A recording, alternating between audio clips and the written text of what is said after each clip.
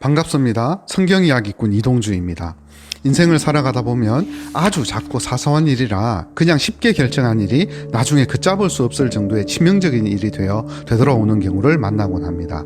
우리가 잘 아는 것으로 성경에 나오는 가장 대표적인 예는 다윗일 것입니다. 다윗에게 있어 우리아의 아내를 범한 그 사건은 정말이지 알고 보면 아주 작은 결정에서 시작되었습니다. 왕권이 충분히 안정되었기에 이제는 다윗이 직접 전장에 나가지 않아도 되었습니다. 그래서 그날 여유롭게 궁궐을 거닐 수 있었습니다. 그러나 별것 아닌 그 선택, 잠깐의 쉼이 다윗의 인생을 시궁창으로 처박을 뻔했습니다.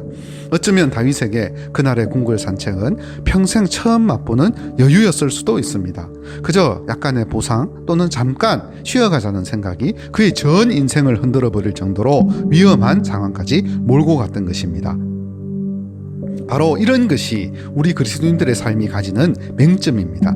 잠깐 한눈 팔면 어느새 밑바닥으로 치닫고 있습니다. 지금부터 살펴볼 야곱의 선택이 바로 이와 동일한 내용입니다. 야곱은 에서와 헤어지고 난 후 숫곳과 세겜 땅에 잠시 동안만 머물려고 했습니다. 아버지 집 앞까지는 엎어지면 코다할 거리까지 왔습니다. 지금까지 너무 파란만장한 삶을 살아와서 잠깐 쉬었다가 움직이려고 한 것뿐입니다. 그러나 의도와는 달리 야곱의 가족은 그곳에서 수년 동안 주저앉게 되었고 도끼자루 썩는 줄 모르고 세속화되어 갔습니다. 창세기 33장 12절에서 20절인데 저는 16절부터 읽겠습니다.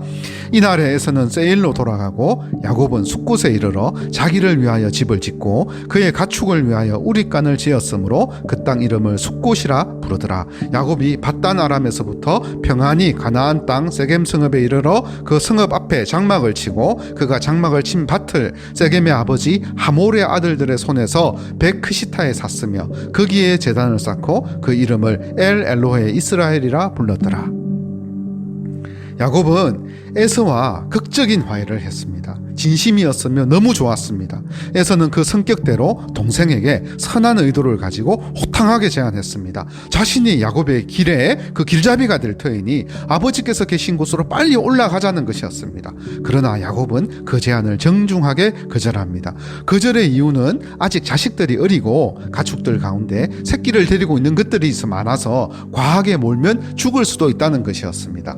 그러자 에서는 자신의 하인들 중에서 그러면 몇 명이라도 남겨두고 떠나가겠다고 했습니다. 그러나 야곱은 이 또한 간곡히 거절합니다. 물론 야곱의 이런 거절은 일견 정당하다고 생각합니다. 실제로 수고를 마다하지 않은 형님께 많이 미안하기도 하고 더 이상 폐를 끼치고 싶지 않았을 것입니다. 그러나 이는 표면적인 이유였습니다. 실제로 이면에는 다른 이유가 많이 있었습니다.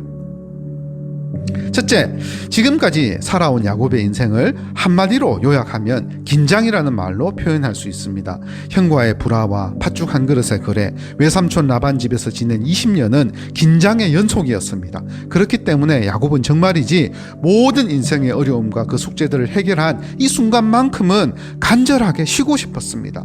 평생 해결치 못했던 인생의 숙제를 브니엘에서 너무나 잘 풀었기 때문에 그 기쁨과 평안을 잠깐만이라도 누리고 싶었던 것입니다. 여러분 생각해 보십시오. 대학 입학 시험을 이제 막 치르고 나왔는데 다시 스파르타식 입시 학원에 들어가려는 학생이 어디에 있겠습니까? 설사 재수를 위해서 학원으로 다시 돌아가는 경우가 있더라도 시험을 다 치른 그날만큼은 좀 쉬고 놀아주는 것이 정상이지 않겠습니까? 다음으로 야곱은 마음속 한편에 큰 걱정이 또 있었습니다. 우여곡절 끝에 형님과 극적으로 화해는 했지만 야곱에게 형 에서는 여전히 어려운 존재였습니다. 처음 만날 때 한번 생각해 보십시오. 7번이나 고개를 숙이면서 나아갈 정도로 어렵디 어려운 존재가 형님이었습니다. 그래서 그는 많이 불편했을 것입니다. 형 에서를 누구보다 잘 아는 야곱이지 않겠습니까? 그때까지 야곱이 생각하는 형 에서는 기분파였기 때문에 또 언제 마음이 바뀔지 모른다는 불안감도 컸습니다. 야곱은 은혜가 그치고 난 다음에 찾아오는 까칠한 현실을 떠올린 것입니다. 게다가 야곱 입장에서는 형님도 형님이지만 형수들이나 조카들과의 관계나 상황도 고려해야만 했습니다.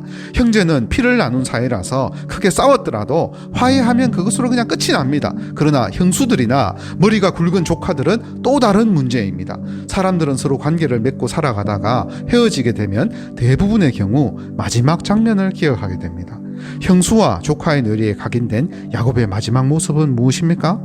바로 삼촌 야곱이 할머니 리브가 맞자고 아버지 에서의 장자권을 가로챈 그 모습입니다. 그 옆에서 할아버지 이삭은 두려워서 떨고 있고 아버지 에서는 대성통곡하고 있는 기가 막힌 그 모습을 기억하고 있는 것입니다. 그래서 이들은 결코 야곱과 그의 가족들에게 호의적이지 않았을 것입니다.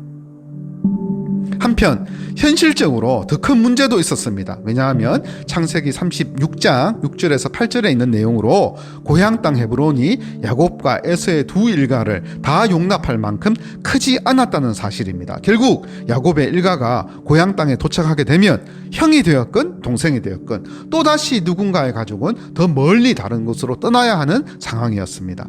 이런 현실적인 이유들이 야곱에게는 큰 부담으로 작용했습니다.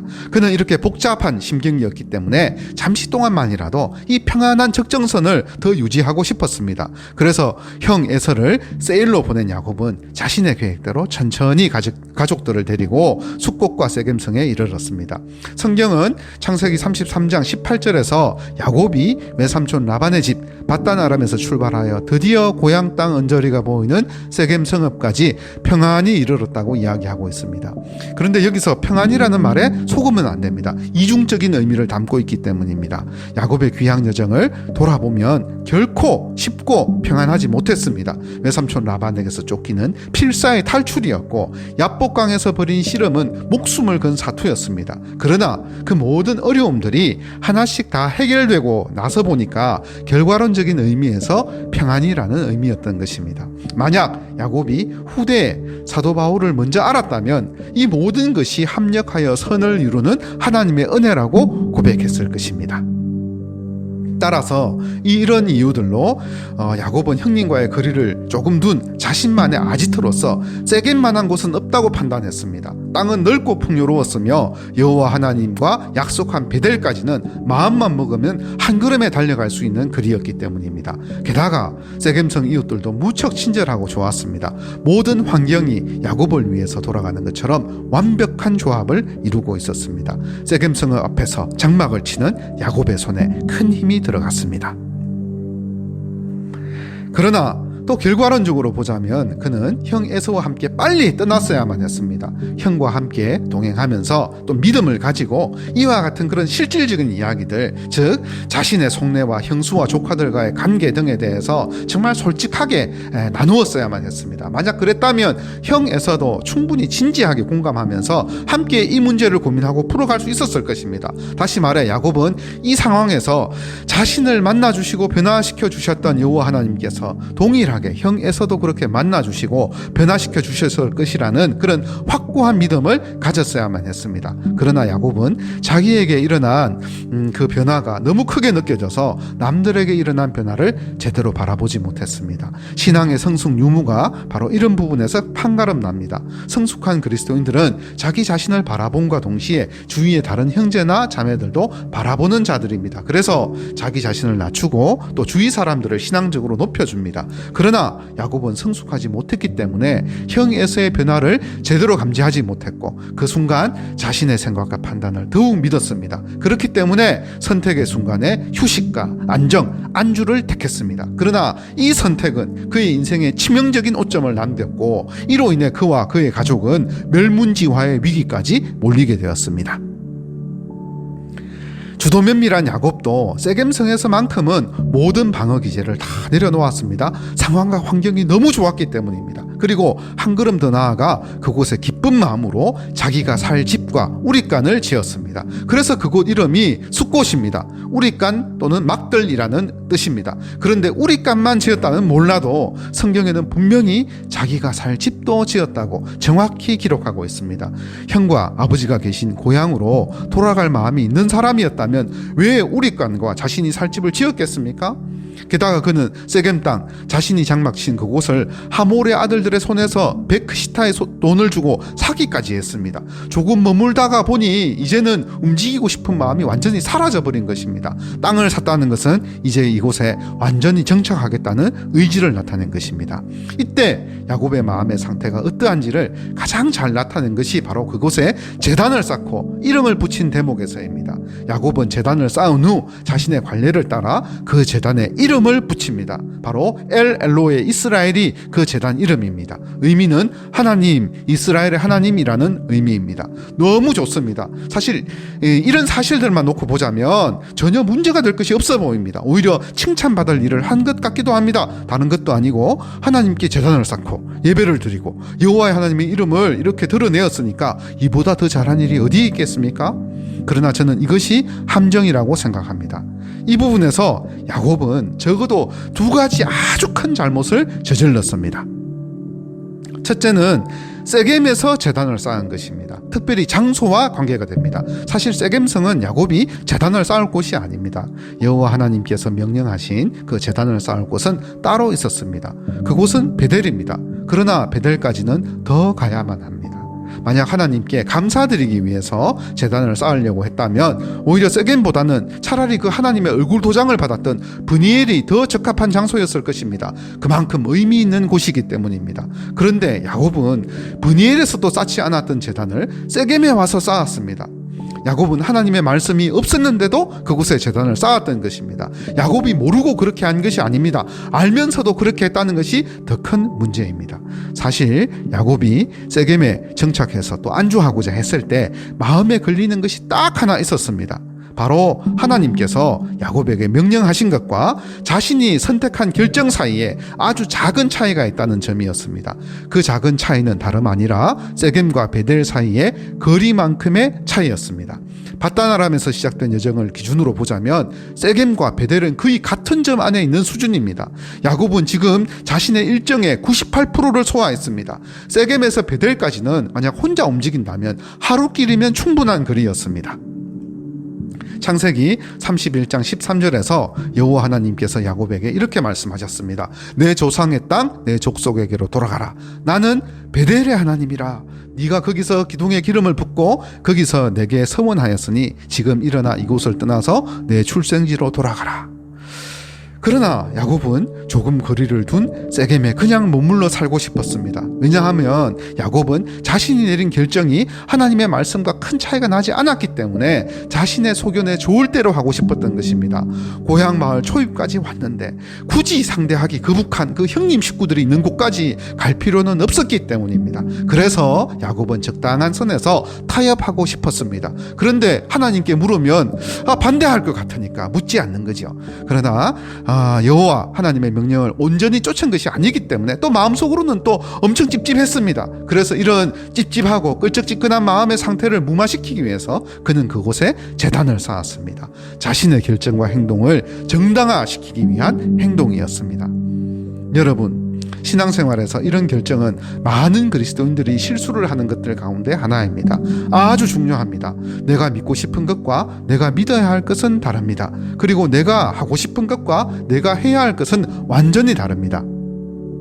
우리가 가진 믿음의 무모함이 무엇인가 하면 내가 하고 싶은 것을 믿음의 결과물, 즉 내가 해야만 할 하나님의 뜻으로 치부하려는 강한 습성입니다. 여기에 속으면 안 됩니다. 이것은 믿음이 부족한 사람이나 신앙생활을 금방 시작한 사람들만이 저지르는 그런 실수가 아닙니다. 이는 믿음이나 신앙의 연륜과 관계가 없습니다. 아니 오히려 그 반대일 가능성이 큽니다. 그 뿌리는 지독한 무지 아니면 지독한 교만입니다. 우리는 매사에 하나님의 뜻보다 내 뜻대로 하려는 강한 욕망이 있기 때문에 내 뜻에 반하는 의견을 만나면 내 뜻을 관철시키려고 수단과 방법을 가리지 않으려고 합니다. 이는 의식되지 않습니다. 거의 관성과 같습니다. 자연스럽게 그렇게 합니다. 특별히 기도를 많이 한다고 자부하는 교회 지도자들 사이에서 흔히 나타나는 증상입니다.